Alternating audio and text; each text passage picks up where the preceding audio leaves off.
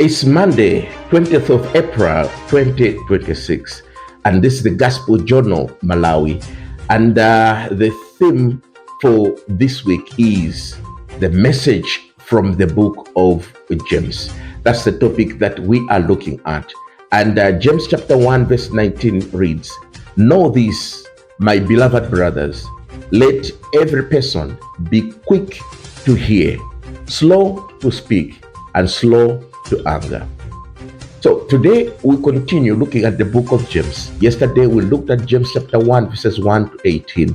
And today we're looking at James chapter 1 verses 19 to 27 to finish chapter 1 of the book.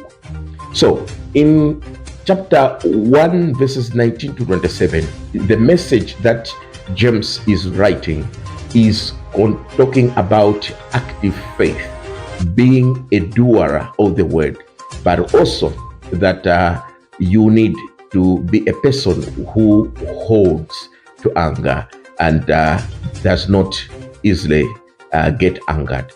So what we see is the emphasis of active faith over mere listening. And he urges the listeners, the believing family, that they need to be quick to listen, slow to speak, and slow to anger. This is one of the highlighted verses in the book of James chapter 1. And so he says, if you are a believer, you need to be very quick to listen to what is spoken. And as you get to listen, that's why you probably have two ears, so that you can be so quick. And then he says you must be slow to speak. That's why you have one mouth, so that you can be slow to speak. And also slow to anger. That's why you have one heart, so that you can be slow to anger.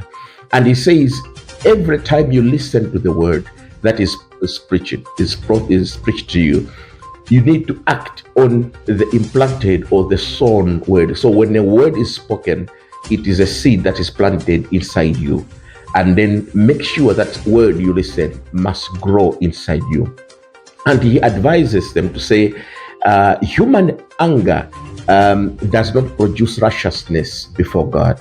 So whatever anger it may be, human anger does not produce righteousness before God.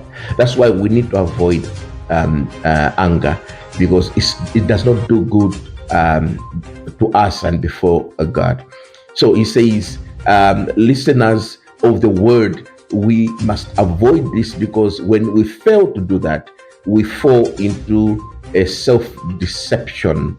And that is like a person who stands in a mirror, looks at himself or herself, and a minute later forgets about how he or she looks like. So that's why it says we need to go beyond just looking, but also take a new dimension of doing. So he urges believers to become doers of the word. Then he also focuses on true religion. He says true religion is a religion that cares for orphans and widows. So he looks at two groups of people of the society that are vulnerable, weak, and marginalized, and quite often oppressed. The orphans who have no parents to take care of, and the widows who are women who have no strength of their own.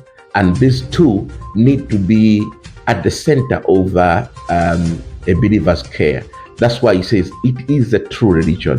And indeed, in the context we live now, churches amassing millions do not prioritize on the less privileged, but we want to finish our churches with modern equipment and also other things that we can look modern, but forgetting the support to these marginalized, weak groups of society.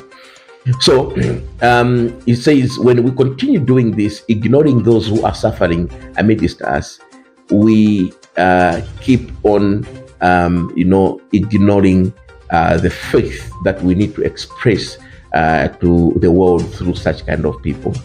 But then he also says, for you to be at the best, you need to be a doer of the word, and then you overcome a lot of these issues that he discusses. And the question today is, are you a hearer or a doer of the word?